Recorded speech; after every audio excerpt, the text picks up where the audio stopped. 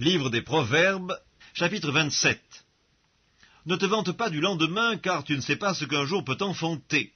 Qu'un autre te loue, et non ta bouche, un étranger, et non tes lèvres.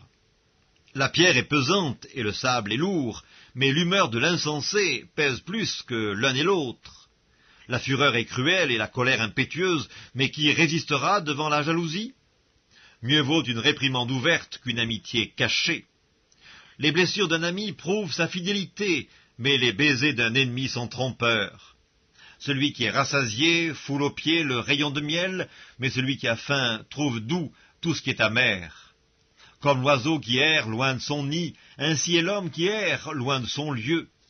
L'huile et les parfums réjouissent le cœur, et les conseils affectueux d'un ami sont doux. N'abandonne pas ton ami et l'ami de ton père, et n'entre pas dans la maison de ton frère au jour de ta détresse. Mieux vaut un voisin proche qu'un frère éloigné.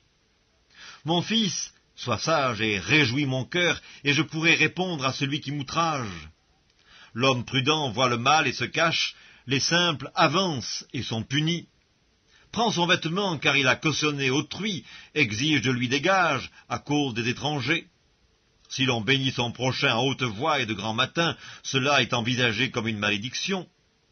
Une gouttière continue dans un jour de pluie et une femme querelleuse sont choses semblables. Celui qui la retient, retient le vent, et sa main saisit de l'huile. Comme le fer aiguise le fer, ainsi un homme excite la colère d'un homme. Celui qui soigne un figuier en mangera le fruit, et celui qui garde son maître sera honoré. Comme dans l'eau le visage répond au visage, ainsi le cœur de l'homme répond au cœur de l'homme. Le séjour des morts et l'abîme sont insatiables, de même les yeux de l'homme sont insatiables. Le creuset est pour l'argent et le fourneau pour l'or, mais un homme est jugé d'après sa renommée.